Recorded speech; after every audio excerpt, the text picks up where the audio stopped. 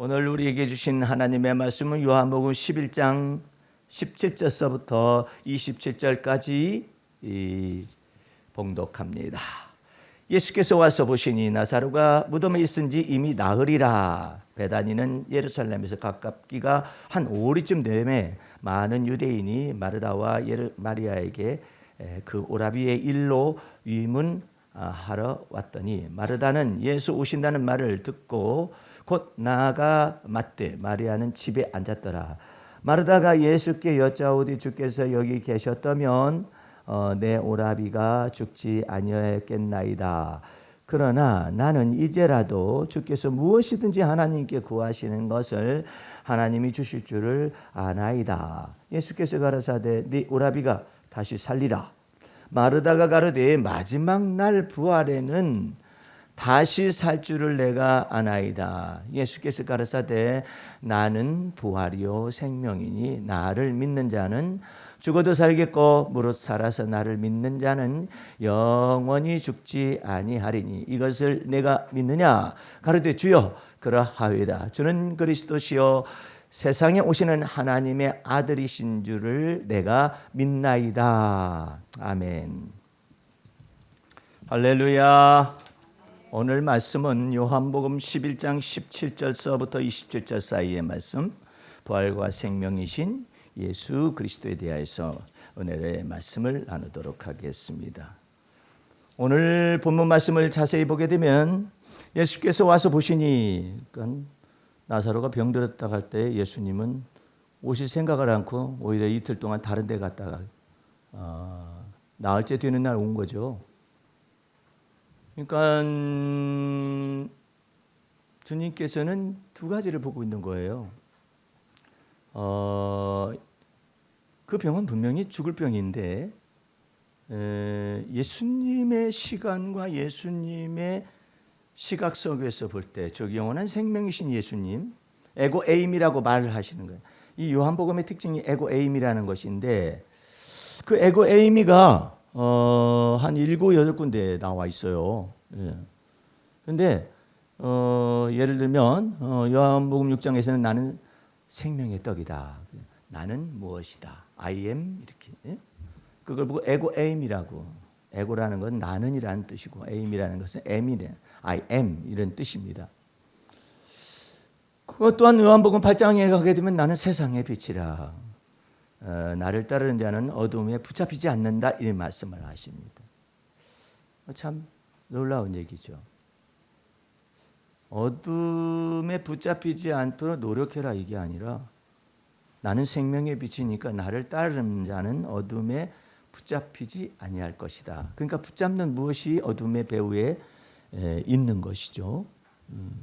그래서 세상의 빛이신 예수님, 이것은 에고 에임이 나는 세상의 빛이다. 이렇게 생명의 빛이 되어 주시는 예수님을 말씀하고 있습니다. 또 나는 요한복음 10장에 나는 양의 문이다 이렇게 말해요. 그래서 양으로 하여금 구원을 얻는 구원의 문이고 또한 나의 이 양의 문을 드나들면서 꼴을 얻는, 다시 말하면 생명을 얻을 뿐만 아니라 또 풍성한 생명까지도 보장하시는 그 은혜가 에고 에이미 나는 무엇이다 이렇게 말하는 내용에 들어있고, 또 10장 11절에 보면은 나는 선한 목자이다. 양들을 위해서 목숨을 버린다.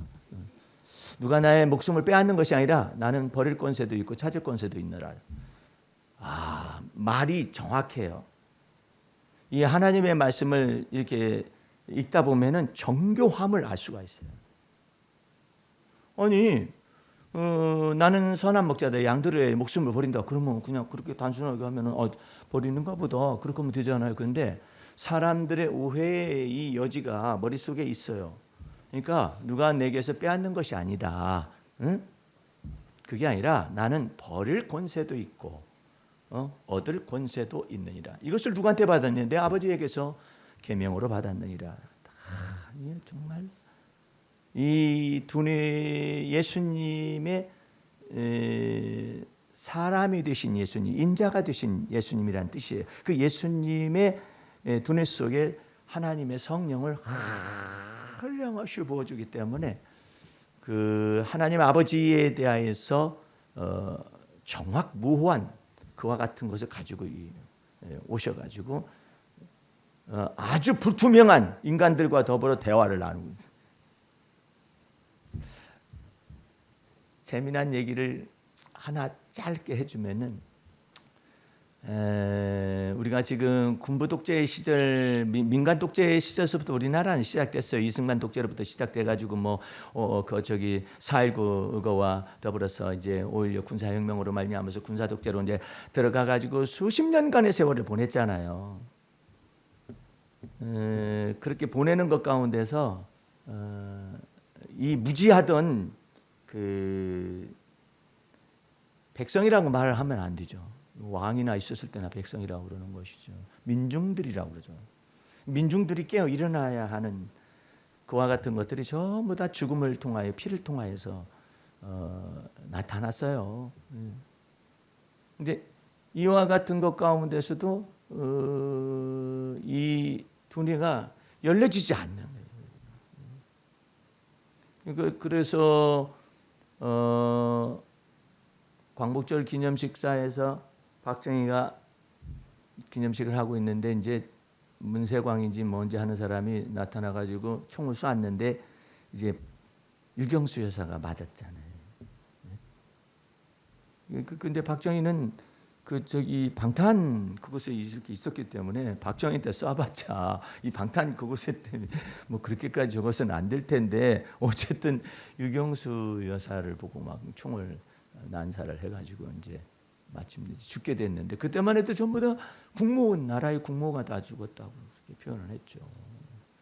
그러니까는 아직까지도 식민사관이라든지 아니면은 왕정시대의 이와 같은 것들이 아직 막 머릿속에 가득한 거예요. 이 민중들이라는 것의 의미라는 것을 잘 모르는. 그러니까 민간 독재라는 건 이승만서부터 시작을 해가지고 군사 독재에 이루어지는 모든 과정 속에서 이 이제 생각들이 막 이제 깨어나고 일어나고 어떻게 보면 동해물과 백두산이 마르고 닳도록 하나님이 우리나라를 보호하사 우리나라 만세가 돼가지고 군사 독재에 그 박정희가 총에 맞아 죽되 가장 가까운 중앙정보부장에 의해서 이와 같은 사건이 나타나가지고 암살당하잖아요. 그런 것 가운데서 이 역사를 하나님께서 막 일깨우는 거예요. 전체를 그 일깨우는 것 가운데서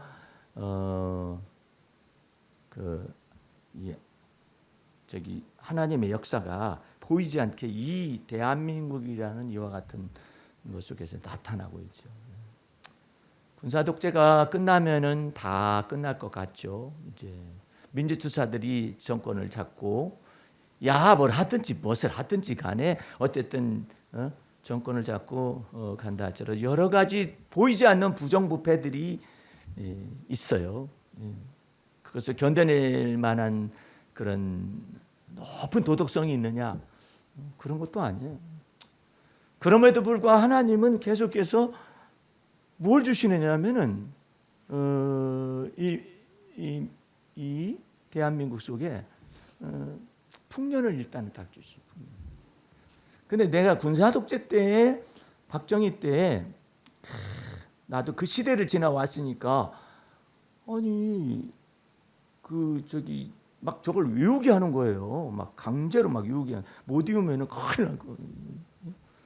그 외우는데 이제 그와 같은 것을 따라서 교회에서도 똑같이 해요. 그래가지고 사도신경을 안 외우면 큰일 난다는 거야. 사도신경 안 외우면 왜 큰일 날까?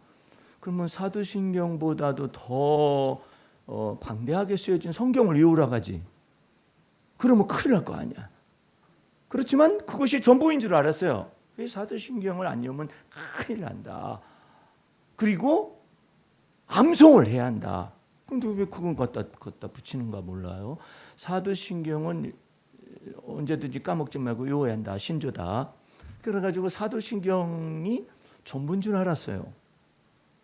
신학대학 가보니까 사도신경이 전부가 아니라 신조가 여러 가지가 있어. 여러 가지가 신조가. 네. 갈케돈 신조라든지 무슨 신조, 이 신조가 있는데 그 가운데서 이것을 택하였을 뿐인데 우리는 막 그게 아니요 막 그래가지고 그 목사님들 세대 속에 나도 자라가지고 사도신경은 반드시 암송을 해야 하고 또 틀리면 안 돼요. 그거 사도신경을 이게 틀리면 안 된다고. 틀리면 안 되는데 그 시대에 그렇게 암송하라고 하는 것이 절대적인 것처럼 말했었던 그분들이 나이가 들었어요. 나만큼 못 이워. 새로 바뀌어진 걸 못 이워. 바뀌어졌잖아요. 새 번역으로 된 사도신경이 있고 옛날 것이 그대로 있고 두 가지를 한꺼번에 놨잖아요. 그걸 다 못 외워요. 그러니까 이제 드디어 주부로 갖다 놨어. 이제 주부로 갖다 놨어. 그래도 몇 해 전만 해도 노예는 목회자들의 모임, 목사 장로님들의 목사님과 장로님들의 모임인데 여기 없었어요. 없었는데 그 사람들이 나이가 막 들잖아요. 여기다 갖다 놨어요. 여기다 갖다 놓고 읽는 거죠. 안 읽으면 큰일 날 것처럼 얘기하던 그 사람들의 그 스트릭트라고 그래요. 아주 엄격하고 계율적으로 그것을 절대화시켜서 말하는 그런 것들이 다 없어졌어요. 이제 눈들도 다 나쁘시고 그분들이 이제 원로들이 되거나 아니면은 또 이렇게 돼가지고 그러더니 노예의 어느 때부터인가 사도신경이 딱 써져 있는 거예요.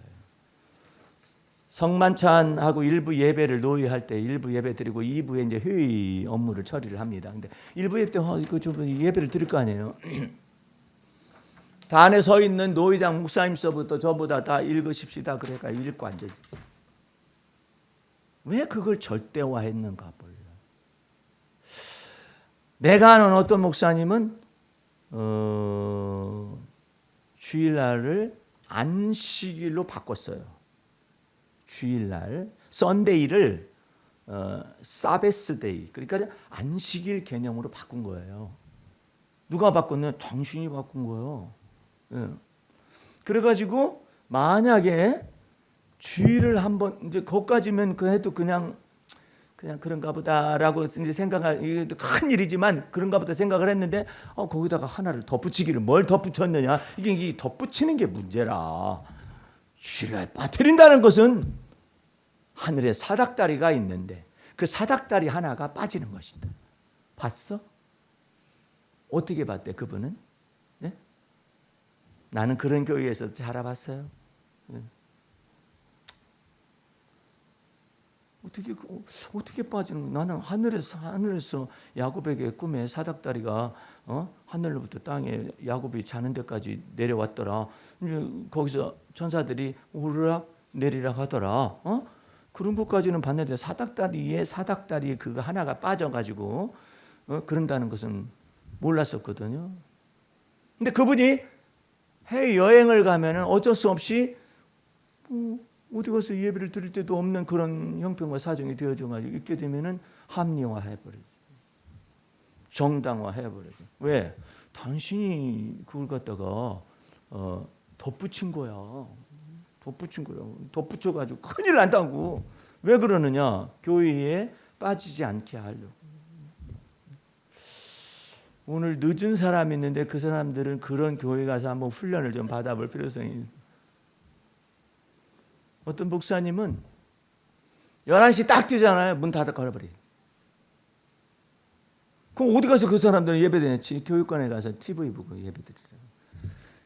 거기 부목사가 돼가지고 내려가 보면 거기 교인들이 수두룩해. 11시에 못 들어온 교인들.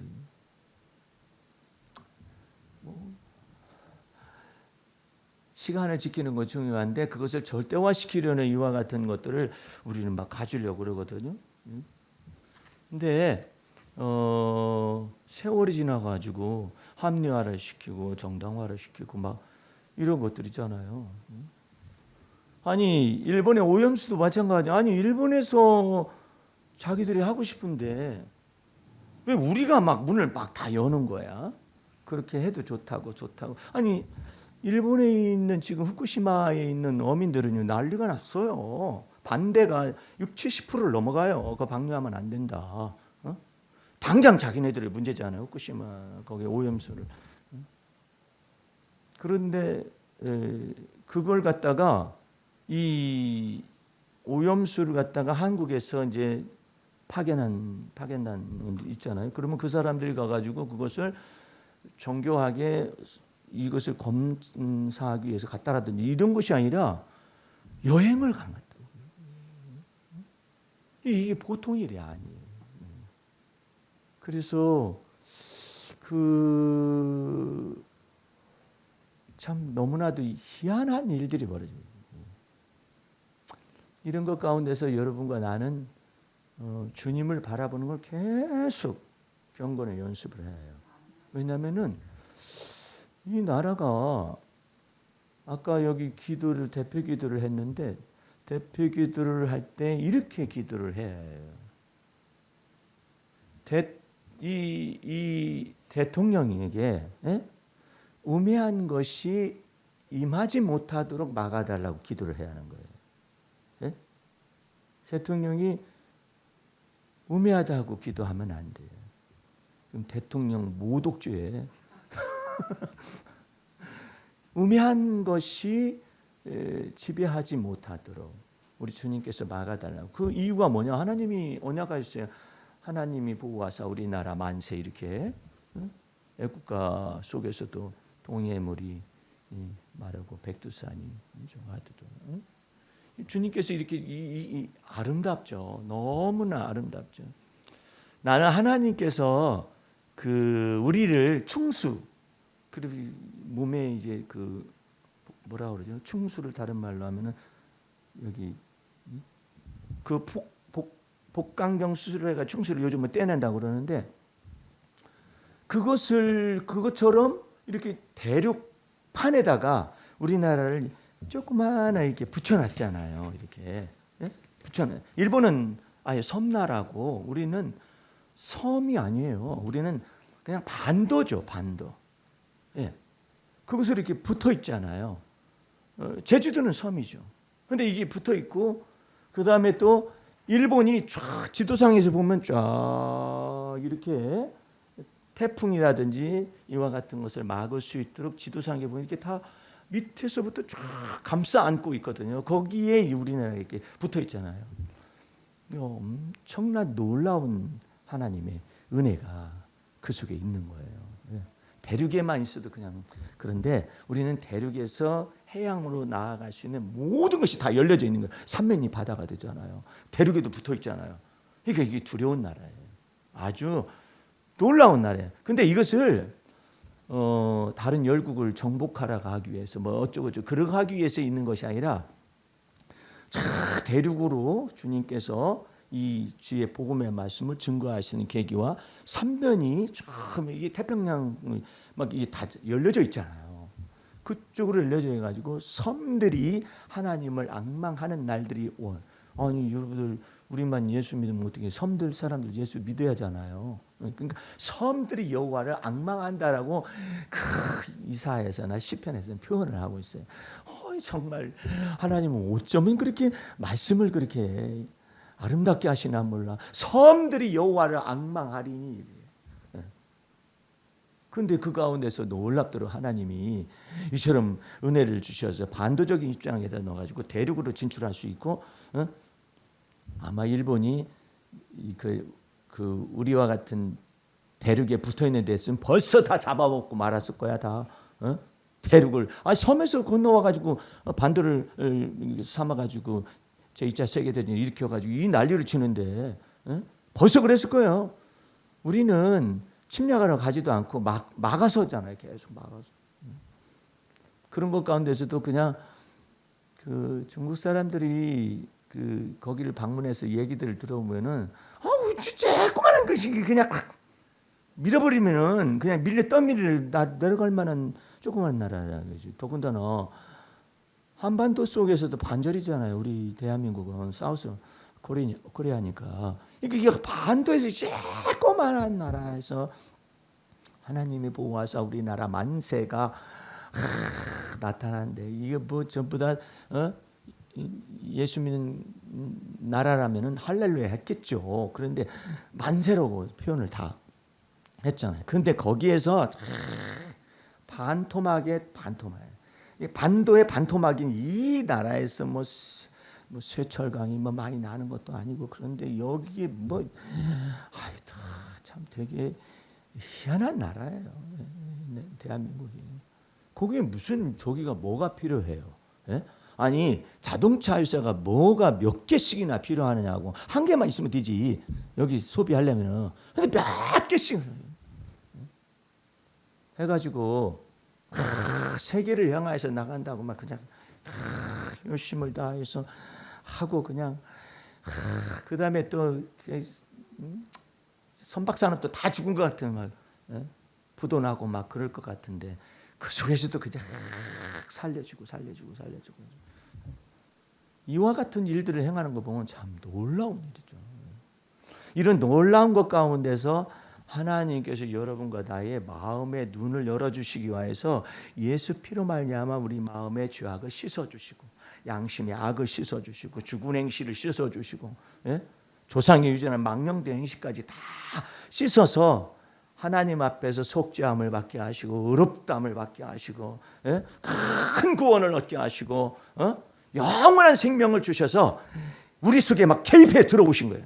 그 개입해 들어왔는데 우리가 나 안 받을래. 그래도 그냥 밀고 들어오셨어. 주님께서 그것을 보고 불가항력적인 은혜다 표현을 하는 거예요. 나 안 받아도 내가 받아 이 은혜를 받아라. 이 은혜를 받아라. 그래가지고 막 밀고 들어요. 나도 아무런 소망도 없는 그런 소년이었었고 어린 시절을 그렇게 보냈는데 내게 무슨 소망이 있겠거니 해가지고 앞날에 대한 저런 것도 없고 희망도 없고 계획도 없죠. 근데 그 불가항력적인 하나님의 은혜가 내 속에 막 들어오셔가지고 누구든지 그리스도 예수 안에 있으면 새로운 피조물이라. 처음에는 그 뜻이 뭔지를 잘 모르겠더라. 근데 이전 것을 다 지나가게 하고 뭐라 새 것 만들어. 새 것으로 해가지고 너를 빚어 만들겠다 하시고 막 내 안에 들어오시는데 그 불가항력적이에요. 그리고 그 내가 예수님하고 나하고 무슨 상관이 있는데 상관이 있다 이놈아. 해가지고 그냥 예수 피로 막 부어서 그냥 나를 핏값을 주고 사셔가지고 주님께서 이 크로노스의 시간, 이 크로노스의 시간과 카이로스의 시간에 대해서 얘기하잖아요. 크로노스의 시간은 이 해시계를 의미하는 거예요. 해 아래에 있는 모든 인생들. 그게 뭐냐면은 해시계인데 그 해시계 속에 있는 인생들에 관해서 솔로몬이 이 계시를 받아가지고 뭐라고 하냐면 해 아래 모든 것이 헛되고 헛되니 헛되고 헛되며 헛되고 헛되도다. 이것을 이거 불교는 아무것도 아니야. 인생 무성 그것만 알아. 인생 무성한 것만 알잖아. 솔로몬은 해 아래 있는 모든 것을 한꺼번에 다 주의 영광과 계시를 받아가지고 영감을 받아가지고 그 얘기를 하는 거예요. 해 아래 있는 모든 것이 헛되고 헛되며 헛되고 헛되니 헛되고 헛되도다. 그런 것 가운데서 무엇을 하나요? 전면적인 부정이 해 아래서 나타나더니 이제 누구든지 그리스도 예수 안에 있으면 새로운 피조물이라 그래요. 이 해 아래의 모든 해시계 속에서 벌어지는 이 모든 것 가운데 헛되고 헛된데 그 가운데서 이제 주님께서 이렇게 에고 에임이라고 말씀하십니다. 나는 세상의 빛이니라. 나는 하늘에서 내려온 생명의 떡이니라. 나를 먹는 자는 영원히 죽지 아니하리라. 오, 놀라운. 여러분들은 크로노스의 시간, 이 해시계 속에서 허무하고 무의미하다고 그래요. 이와 같은 것 가운데서 여러분이 그리스도 예수 안에 있고 또한 그리스도가 내 안에 들어오셔서 나를 새 것 만들어 주시겠다라는 거예요. 근데 오늘 대화를 보면은요, 마르다가 자꾸 크로노스의 시간으로 자꾸 얘기를 해요. 예수님은 곧 이때가 곧 내 때이니라 이렇게 말. 예수님은요, 예수님의 때가 곧 하나님의 때이거든요. 그 카이로스의 시간을 말하는 거예요. 예수님은 이틀 동안 어디 갔다 오셔가지고 말이야, 다 죽었어 이제. 여기 보면은 재밌어요. 나사로가 잠들었느니라 그러면 제자들이 딱 깨우러 갑시다 하고 그러고 있어. 그 예수님이 하도 답답하니까 죽었느니라. 그러니까 이해가 안 되죠. 잠들었다 했다가 죽었다가 했다가 그러니까 디두모라는 도마가 우리도 주와 함께 죽으러 가자 그래. 지가 말하는 말이 무슨 말인지도 몰라요. 왜 죽으러 가자라고 그러는 것인지 알 수가 없어요. 그러다가 이제 나흘째 되는 날 이제 왔어요. 예수님이 죽은 나사로 집에 왔는데 나흘째가 돼가지고 어떻게 됐느냐? 17절 말씀 보세요. 예수께서 와서 보시니 나사로가 무덤에 있은지 이미 나흘이라. 하루 이틀 3일 4일 나흘이라. 베단이나 예루살렘에 가깝기가 오래쯤 됐는데 많은 사람들이 마르다와 마리아에게 이제 그 오라비가 죽었음으로 인해서 유문하러 왔더니 이제 마르다가 예수님을 영접합니다. 네, 마르다가 20절 보세요. 마르다는 예수 오신다는 말을 듣고 나가 맞되 마리아는 집에 앉았더라. 21절 마르다가 예수께 여짜오되 주께서 여기 계셨다면 내 오라비가 죽지 아니하였겠나이다. 그러나 나는 이제라도 주께서 무엇이든지 하나님께 구하시는 것을 하나님이 주실 줄을 아나이다. 이게 지금 거치는 거예요. 이게 여러분은 이것을 예수님이 나는 에고 에이미 나는 부활이요 생명이다 말씀하시고 나는 생명의 문이다. 나는 생명의 빛이다. 이렇게 말씀하시는 것 자체 속에서 지금 마르다는 한참 단계를 거쳐야 하는 거야. 내 주님께서 여기 계셨더라면 안 죽었을 텐데요. 병을 고쳐주셨을 텐데요. 그뿐만 아니라 또 무엇을 믿느냐면은 내 주님의 아버지께서는 내 주님의 말씀을 잘 들으시기 때문에 기도를 들으시기 때문에 아버지께 구하는 것을 하나님이 주실 줄을 믿습니다. 이제 이렇게 해가지고 자꾸 단계를 이렇게 거치는 거예요. 네. 그러니까 23절 말씀 보세요. 예수께서 가라사대 네 오라비가 다시 살리라 이렇게 말하잖아요. 그렇게 말하니까 마르다가 이제 또 크로노스의 시간대 속에서 있는 먼 미래를 얘기합니다. 24절 보세요. 마르다가 가로되 마지막 날 부활에는 그러죠. 예? 마지막 날 부활에는 살 것은 지금 죽어가지고 썩어서 냄새가 난다고 그래요. 그때는 뭐 나흘만 돼도 그랬나 봐요. 요즘이야 뭐 냉동에다 넣어놓고 그러니까는 뭐 며칠 가도 괜찮지만은 이때는 뭐 그런 것이 없으니까 3일이 지나기 시작하면 부패하기 시작해서 4일이 썩어서 냄새가 난다고 그래서 어떻게 해서 썩을까 사람이 그랬더니요 뱃속에 하나님께서 미니 흙으로 다 돌아가라고 충을 다 놓아가지고 죽는 순간서부터 분해를 하기 시작해요. 뱃속에 다 분해를 해서 이제 구더기가 이제 생겨가지고 이제 구더기가 바깥에서 강림하신 것이 아니라 구더기가 사람 몸 안에 충이 다 있어가지고 그것이 이제 구더기가 돼가지고 이제 다 흙으로 돌아갈 준비를 다 하는데 그것이 썩는 냄새가 이제 나는 것이 되겠죠. 예. 그러니까 이게 마르다가 있다가 뭐라고 하냐면 부활의 날은 살 줄을 믿습니다. 이렇게 아나이다 이렇게 말하는 거죠. 그러니까 예수님께서 카이로스의 시간으로 말씀하십니다. 25절 말씀. 예수께서 가라사대 나는 부활이요 생명이니 나를 믿는 자는 죽어도 살겠고 무릇 살아서 나를 믿는 자는 영원히 죽지 아니하리니 이것을 네가 믿느냐? 그러니까 또 엉뚱한 소리를 하고 있어요. 가르되 주여 그러하오이다. 주는 그리스도시요 세상에 오시는 하나님의 아들이신 줄 내가 믿나이다. 그렇게 세상에 오실 때 그때 부활과 생명을 주실 줄 믿습니다. 또 얘기를 하는 거죠. 그런데 예수님께서 이제 주님께서 이제 그 무덤에 이제 가서 돌을 굴려놔라. 그러니까는 돌을 이렇게 굴리는데 33절을 보게 되면 예수께서 그의 우는 것과 또 함께 온 유대인들의 우는 것을 보시고 심령에 통분히 여기사, 그러니까는 죽음에 대하여서 죽음의 세력에 대해서 통분히 여기시고 민망히 여기사 가라사대 그를 어디 두었느냐 가라사대 주여 와서 보옵소서 하니 35절 말씀 예수께서 눈물을 흘리시더라. 보라 유대인들이 그를 어떻게 사랑하였는가 하며 그 중에서 어떤 이는 말하되 소경의 눈을 뜨게 한 이 사람은 죽지 않게 할 수 없었더냐 하더라. 이에 예수께서 다시 속으로 통분히 여기사 무덤에 가시니 무덤이 구리라 돌로 막았거늘 예수께서 가라사대 돌을 옮겨 놓으라 하시니 그 죽은 자의 누이 마르다가 가로되 주여 죽은 지 나흘이나 되었으며 벌써 냄새가 나나이다.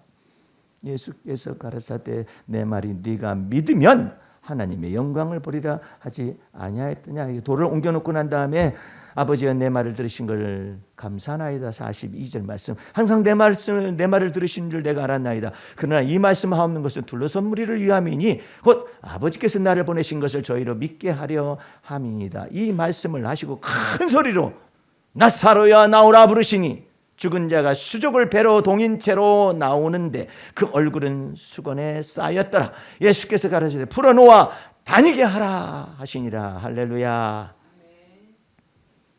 이것이 이제 그것을 이제 보여주신 것이잖아요. 내가 곧 부활이요 생명이니라. 여러분과 나는 이 부활이요 생명이라는 이와 같은 부활의 새 생, 이거 한꺼번에 엮으면은 부활의 새 생명이래. 그 부활의 새 생명을 우리에게는 어떻게 임재하시느냐? 생명의 법으로서 여러분과 내 속에 임하는 거예요. 그냥 조그마한 예를 하나 들어드리면은 여러분들이 예수 그리스도의 피로써 내 모든 죄 사함을 얻게 하시고 죄 없이 함을 받게 하시고 예수 전부 다 언약이기 때문에 얻게 하시고 받게 하시고 이렇게 표현하는 거예요. 예수 피의 권세와 능력을 얻게 하시고 받게 하시고 의롭다 칭하심도 내가 의로운 것은 아니야. 지금 의롭다 칭하실 뿐이야. 예수 피가 의롭기 때문에 예수 피로 의롭다 칭하시는 거예요. 그 다음에 영원한 생명이 이제 우리 안에 예수 그리스도 안에 있는 영원한 생명이 우리 안에 들어온 거란 말이에요. 그 여러분들은 이 영원한 생명을 지금 크로노스의 시간대를 살아가면서도 그 하나님의 영원한 생명을 날마다 누리는 것을 연습을 하셔요. 받으셔야 해요. 오늘 여러분들 여기 시 한번 보세요. 오늘의 시 세월과 사랑. 주여 세월이 화살처럼 빨리 흐르고 세월의 강물을 넘어오는 당신의 손길은 분주합니다. 해 아래서 강물처럼 흐르는 세월을 이게 전부 다 크로노스의 시간이에요. 붙잡아 맬 자도 없고 거스를 자도 없으나 이게 해시계의 시간이라는 뜻이죠. 당신의 사랑을 알아가고 당신의 사랑을 배워가며 당신의 사랑이 내 안에 머물면 그 세월은 영원 속의 하루요. 그 시간들은 무시간대의 행진이며 그 삶도 영원한 생명 속의 사랑이려니 이것을 자꾸자꾸 경험하기를 원하시는 거예요. 주여 당신의 사랑이 무의미한 시간을 영원 속으로 들어가게 하고 당신의 사랑이 허무한 세월을 영원한 생명으로 들어가게 하시리니 소중한 매 순간들을 당신 안에서 의미 있게 하고 덧없는 세월을 당신 사랑으로 뒤덮어 최고로 가치 있게 하나이다.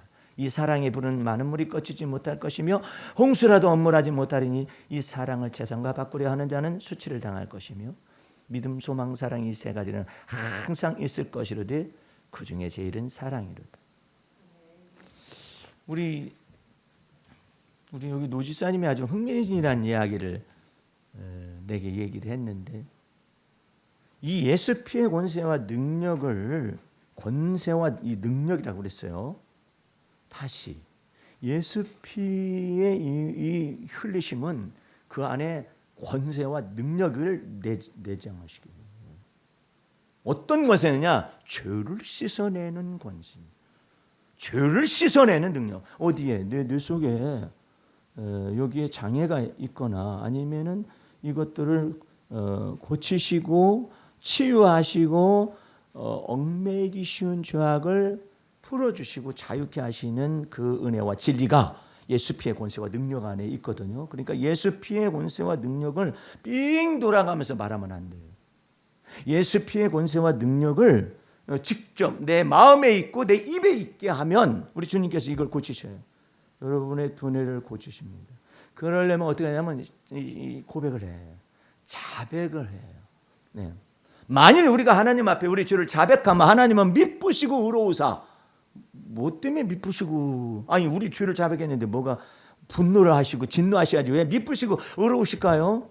예수 피의 권세와 능력이 시행이 되기 때문에, 그 보혈의 능력이 시행이 되기 때문에 하나님은 미쁘시고 의로우사. 왜? 이미 죄 사함에 얻게 하신 그 은혜와 능력으로 우리를 들어가게 하시고, 또 여기서 죄 사함에 죄 없이 함에 은혜와 능력을 주신 그 은혜와 능력, 그 예수 그리스도의 보배 피의 능력으로 들어가니까 하나님은 미쁘신 거예요. 그렇게 자백하는 것으로, 고백하는 것을 보고 막 미쁘신 거예요. 그래서 미쁘시고 의로우사 우리를 모든 죄에서 깨끗하게 하실 것이요 우리를 불의에서 깨끗하게 하실 것이니라. 그거 지금 now and here예요. 지금 예수 그리스도 안에 있는 보배 피의 권세와 능력이 이제 내 안에서 자백함으로 말미암아 그 자백한 거 너 그거 죄 사함을 얻게 하신 그 은혜와 능력 안에 들어가 있는 것인데 네가 자백함으로 인하여서 그 죄 사함의 그 은총이 내게 나타나는 게 내게 적용이 되는 거예요. 우리 노지사님이 한때는 유행가에 심취를 했었나 보죠. 무엇이든지 심취하게 되면은 그에 해당하는 대가를 지불을 해야 해요. 그러니까 하나님께서는 뭐라 하냐면 인간의 두뇌를 파고들어가지고 인간의 두뇌 속에 있는 기품 속으로 들어가서 인간이 무엇을 할 수 있도록 인간을 만든 것이 아니라 하나님의 지혜와 계시의 정신을 주어서 두뇌를 열으시고 마음 눈을 밝혀가지고 하나님이 하고자 원하는 모든 계획들을 인간으로 하여금 이게 하게 하시기를 원하지, 인간 속에 있는 두뇌의 아주 명석하고 천재적인 이와 같은 것을 사용해서 하나님이 일을 하시는, 그렇게 하진 않아요. 하나님은 우리 속에 있는 두뇌를 여시기를 원하고 마음 문을 여시기를 원하고 그 열고 닫는 권세를 하나님만이 갖기를 원하시는데 이 마귀가, 거짓의 아비 마귀가 이 인간의 두뇌에 어두운 것을 장악을 해가지고 무엇을 극대화시키느냐면 자기 자신의 지혜, 자기 자신의 명철, 자기 자신의 똑똑함을 갖다가 의지하게 만들어서 올무에 빠뜨려요. 그러니까 자기가 자기 수양을 하고 여러분들 자기 진정성이라는 것이 있잖아요. 인간은 진정성이 최대 한도의 맥시멈이죠. 인간 속에 진정성과 신령과 진정으로 예배를 한다, 그렇게 옛날에는 번역이 됐었는데 그것은 잘못된 번역이에요. 자기 진정성의 authentic라고 말하는 이와 같은 진정성이라는 의미가 뭐냐면 자기가 스스로 자립하여서 자기를 세운다라는 의미가 진정성이에요. 거기에는 하나님이 계시지 않아요. 주를 믿는 믿음이 없어요. 자기가 전부 다 왕인 거예요. 그래서 마귀가 그러는 거예요. 그 열매를 먹어라. 먹으면 네가 하나님과 같이 되리니 선악을 할 줄 하나님만 아셨는데 너도 이제 하나님과 같이 될 것이라고 말을 한 거예요. 그래서 인간은 자기가 신인 것을 계속해서 파고드는 거예요. 수행을 하고 그 다음에 고행을 하고 금욕을 해서라도 authentic, 자기 진정성을 통해서 어디로 들어가냐? 하나님의 나라나 천국으로나 이렇게 들어가는 것이 아니라 어디로 들어가냐면은 자기 종교성으로만 들어갈 뿐이에요. 자기 경건성으로만 들어가는 거예요. 그래서 그것이 해 아래 있는 것을 헛되고. 여러분과 나는 일찍부터 머리도 좋지도 않을 뿐만 아니라 하나님의 은혜가 내 속에 있어서 정말 불가항력적인 은혜를 받아가지고 예수 믿어서 구원을 얻었잖아요. 이제 구원 얻고 난 다음에 이제 그리스도께서 이제 내 안에 들어오셔서 내 두뇌를 처리하시기를 원하셔. 이제 마음 눈을 밝히시고 지혜와 계시의 정신을 막 주셔가지고 우리를 갖다가 새롭게 하시기를 원하시거든요. 베드로가 불황무식한데 뭘 얼마나 안다고? 그냥 반대방에 있는 사람은 사도 바울은 너무나 많이 알아요. 그래서 네 지식이 너를 미치게 하였다 이렇게 표현을 했거든요. 얼마나 사도 바울이 지식이 많았으면. 근데 그 지식이 많은 사람하고 불황무식한 베드로하고 갖다 예수님의 동시대에다가 갖다 놔봐요. 그 두 사람을 12제자 가운데 사도 바울도 있고 그 다음에 사도 베드로도 있다고 가정을 해봐. 이 둘이서 끝없는 논쟁을 벌일 거야.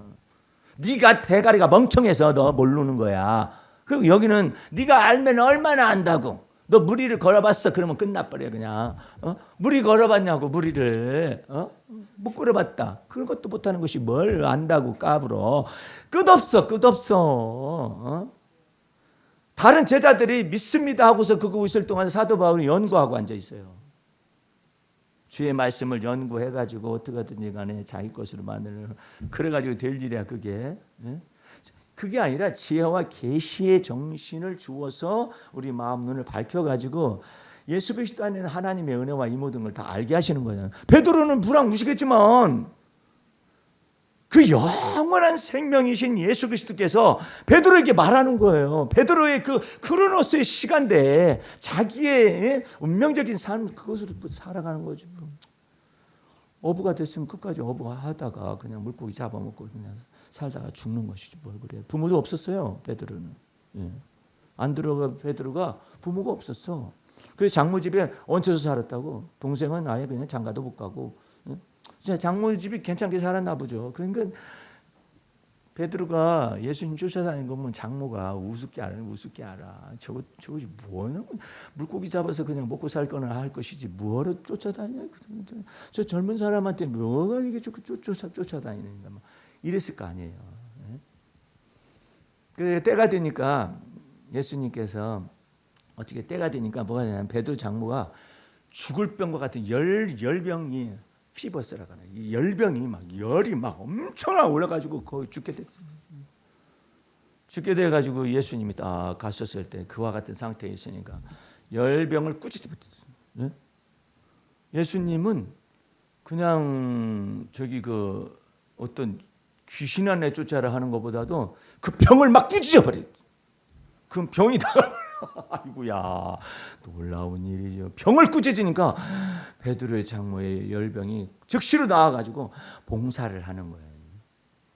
이분은 하나님의 아들이시로구나. 그래가지고 베드로를 딱 놓아주잖아요.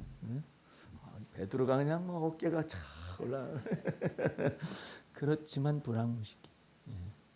불황무식하지만 하나님 나라는 믿음을 통하여서 세워지는 나라이기 때문에 이 베드로에게 하나님께서 막 지혜와 계시의 정신을 막 붓습니다.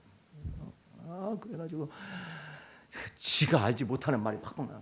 사람들이 날 누구라 하더냐? 선지자 중에 하나라고 그러던데요. 너희는 날 누구라 하느냐?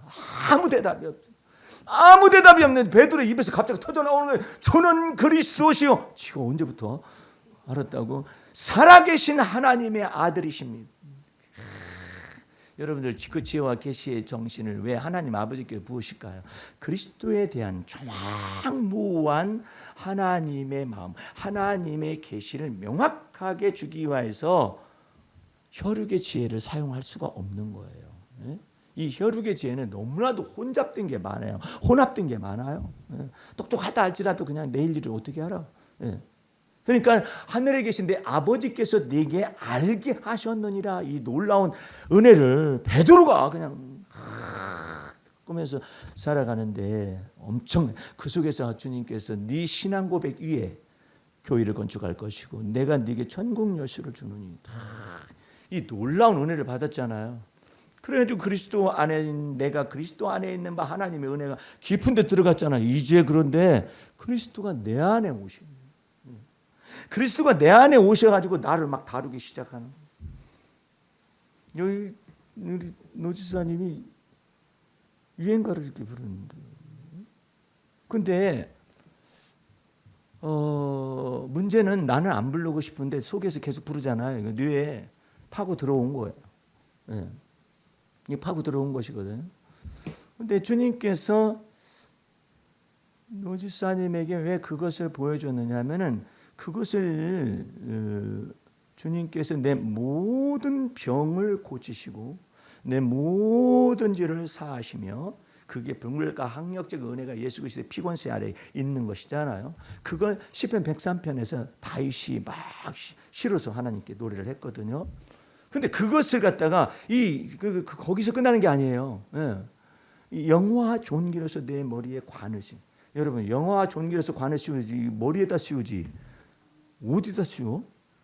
그렇잖아요. 발바닥에 씌울 일은 없잖아요. 그러니까 영화와 존귀로서 관을 다 씌워가지고 이 두뇌가 하나님의 도구가 되어지게 하십니다. 영화와 존귀로 관을 다 씌우셔야 하는데 이 영화와 존귀가 지금 유행가를 부르고 있는 거예요. 그럼 유행가가 나빠서 그런 말을 하는 거예요. 이것은 여러분들이 완전한 진리를 알아야 해요. 유행가가 속되거나 나쁘거나 그런 의미 속에서 그 말을 하는 게 아니에요. 문제는 주님께서는 우리를 왕과 같은 제사장으로 부르셨어요. 그렇다면은 여러분들에게는 주님께서 뭐라 하면 무릇 지킬 만한 것보다 무엇보다도 더 네 마음을 지키고 다스릴 줄 알아요. 근데 내가 안 부르려고 그러는데 왜 유행가가 혼자 부른대? 내 머릿속에 왜 부르느냐 말이에요. 그만큼 이 두뇌가 민감하다라는 뜻이에요. 근데 거기 민감한 두뇌 속에 파고 들어와가지고 심취해 썼던 유행가가 노래를 부르고 앉아 있는 거예요. 나는 안 부르고 싶은데 왜 불러? 그것은 이미 사로잡혔다라는 걸 의미하는 거예요. 그때 거기에 사로잡혔다는 거예요. 여러분들 보고 유행가를 부르지 말라는 게 아니에요. 유행가는 성과 속의 의미에다 집어넣는 게 아니에요. 그것은 노래인 거예요. 노래인데 문제는 여러분들 찬송가 부르는 귀신은 없는 줄 알아요? 귀신이 찬송가도 불러요.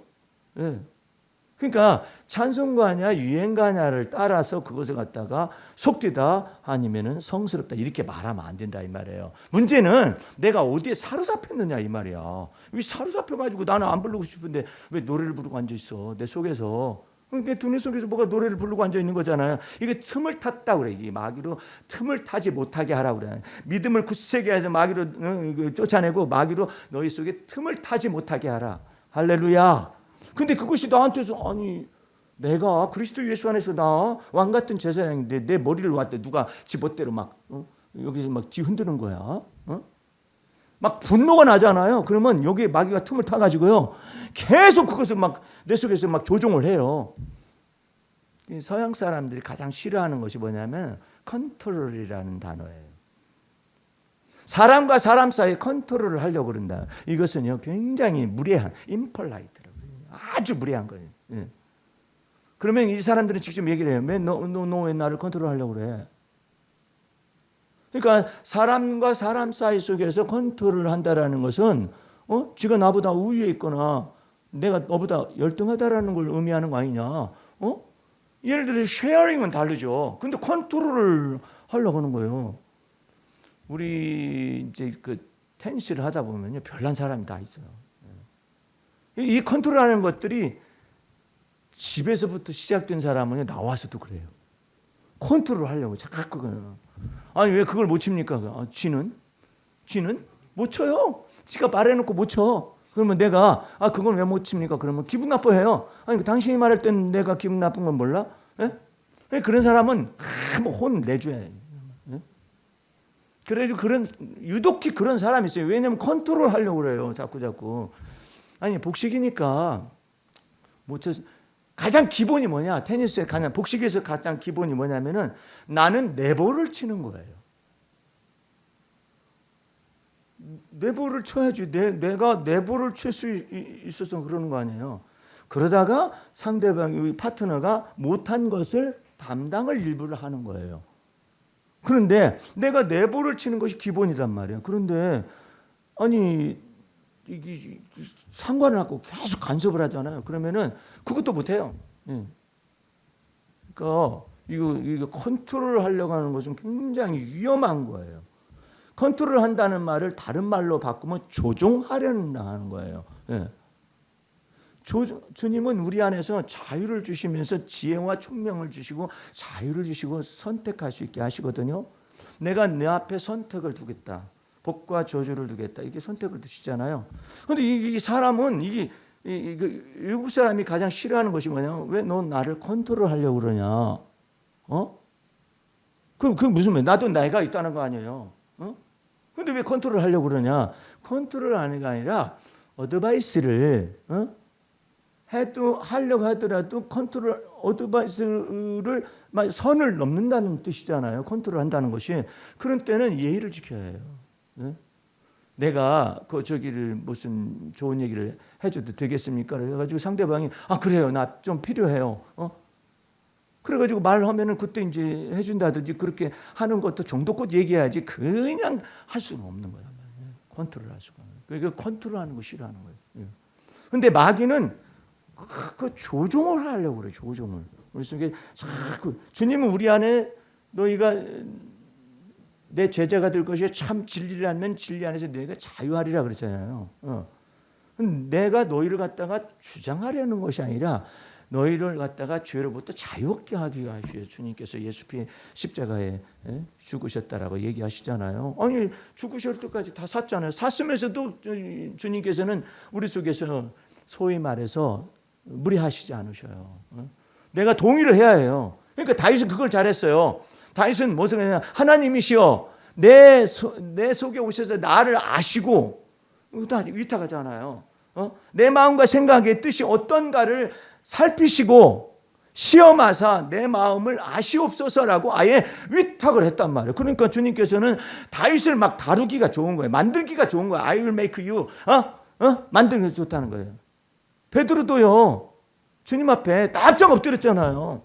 물고기가 그렇게 많이 잡힌 것은 아니고 배와 그물을 버려두고 예수님 앞에 나와가지고 그냥 꿇어 엎드렸잖아요.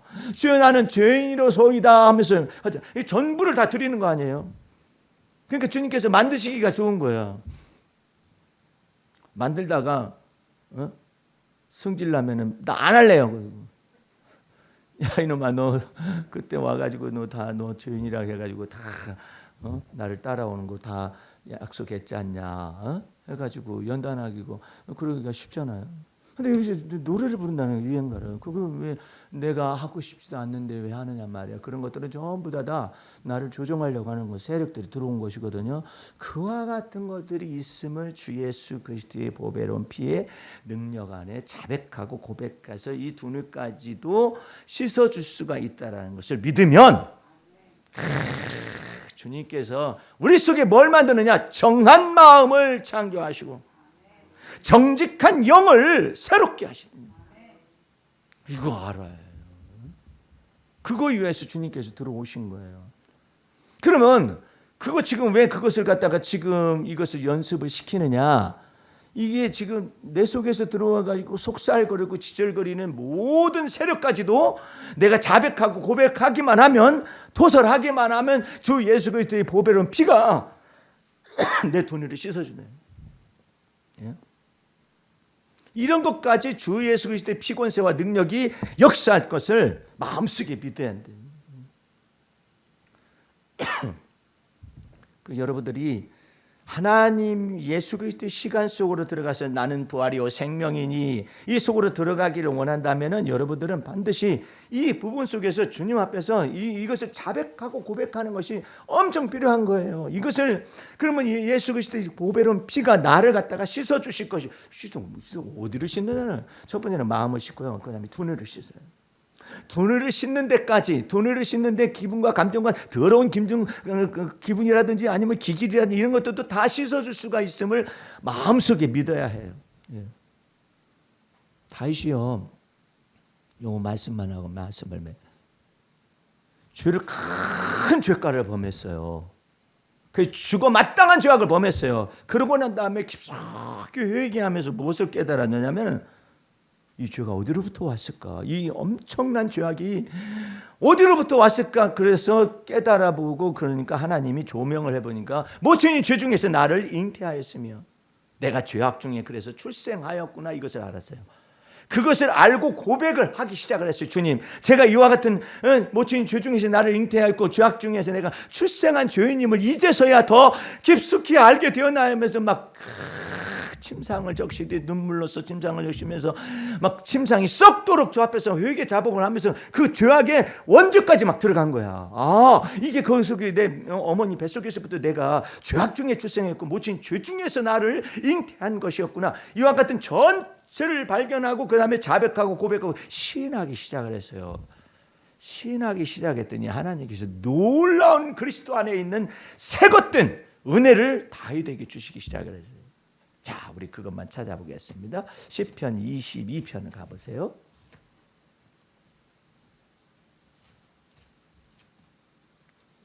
시편 22편 6절 말씀 보시기 바랍니다. 나는 벌레요.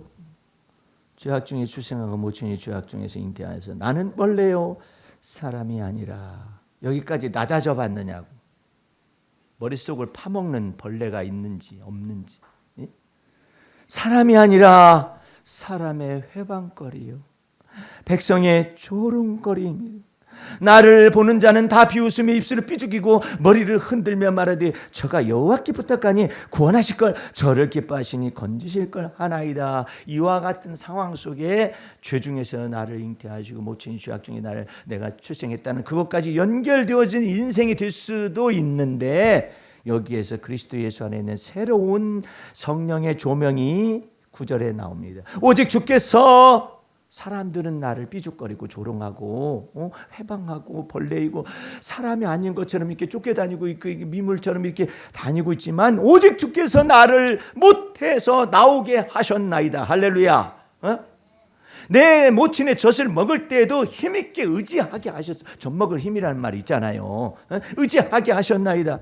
내가 날 때부터 주께 맡긴 바 되었고 못해서 나올 때부터 주는 내 하나님이 되셨습니다. 할렐루야. 자백하고 고백하고 도설하니까 이 은혜가 막 나타나는 거예요. 동일한 말씀이 시편 77편에 거기에 다윗의 시 가운데 또 나와 있습니다. 시편 71편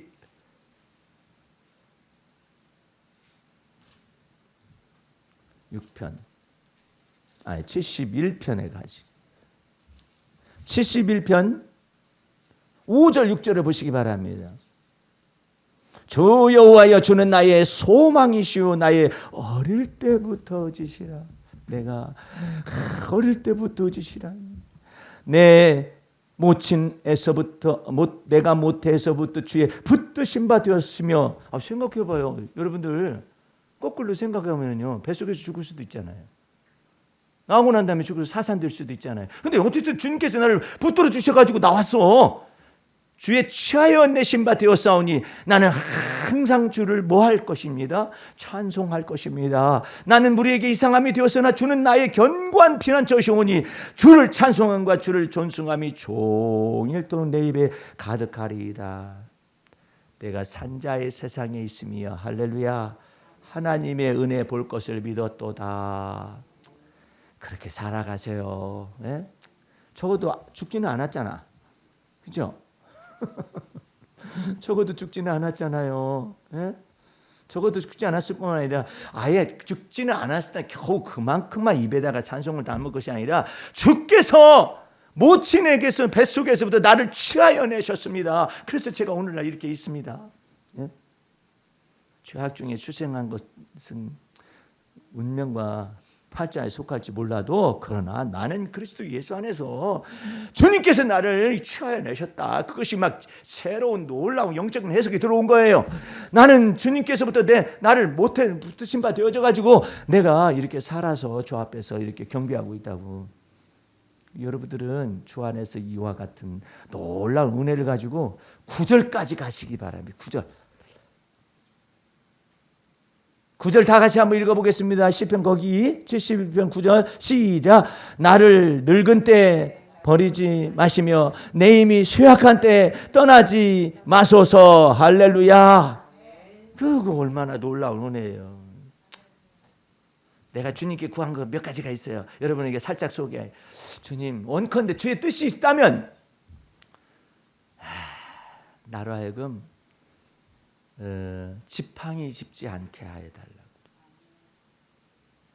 내가 몸이 있을 동안에 지팡이 짚지 않게 해달라고. 근데 성경에는 저주가 나옵니다. 요압 장군이 무지한 자의 피를 흘려서 다윗의 아들 압살롬을 죽이고 났었을 때 다윗이 저주를 합니다. 너희 집안에서 문둥병자와 백탁병자와 그 다음에 지팡이를 의지하는 자가 끊어지지 아니하리. 그런 내용이 나와 있어요. 그 다음에 내가 주의 뜻이 있다면 전제 속에서 주님 앞에 구하는 것이 또 있어요. 하나님, 침상에 던지지 마시옵소서. 저기 목사님 누구나 다 늙어서 죽게 되고 그러면 침상에서 그것은 그때 가서 그러는 것이고 그냥 몸을 튼튼하게 죽기 전에는 침상에 안 가면 좋잖아요. 에? 만약에 죽기 전에 멀쩡하고 있다가 침상에 가야겠다 해가지고 하루 침상에 있는 그런 것은 있을 수가 있겠지만 나보고 그냥 침상에서 10 몇 년간 있는 분들 있어요. 안 돌아가셔요. 예. 안 돌아가셔. 우리 친구 목사님은 이름이 임종자가 들어가거든요.